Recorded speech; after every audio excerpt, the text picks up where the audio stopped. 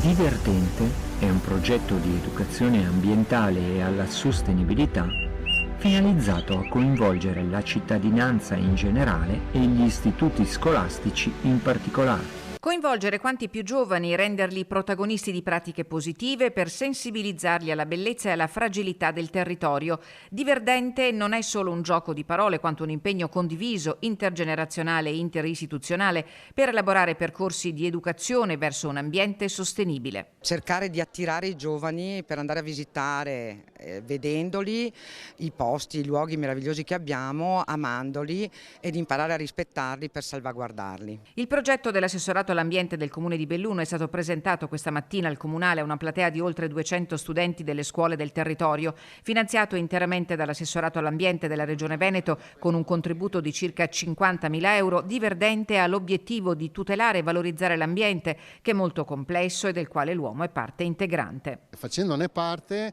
ne siamo protagonisti nel bene e nel male. Ciascuno di noi con le proprie azioni può influire in maniera positiva o negativa in tutto quello che è il tema ambientale.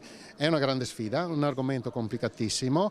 Questi percorsi che hanno lo scopo di coinvolgere i ragazzi servono appunto ad attirare l'attenzione e a farli pensare. Una mappa interattiva studiata per agevolare la localizzazione dei luoghi aiuterà a visualizzare attraverso il proprio smartphone video emozionali associati a specifiche domande di interesse. Tecnologia pronta all'uso per diffondere messaggi che potranno aiutare tra l'altro a trattenere i giovani nel territorio. L'obiettivo è quello di sensibilizzare la popolazione sapendo che c'è un problema grosso da affrontare e che va affrontato tenendo conto di tutti gli aspetti, non solo di un pezzettino, perché considerare solo un pezzettino quando si parla di ambiente vuol dire commettere un grave errore. Abbiamo la fortuna di avere un territorio veramente ricco di biodiversità e ci auguriamo che si avvicinino anche proprio a questi argomenti, alla bellezza di queste cose per poterle poi appunto salvaguardare nel tempo.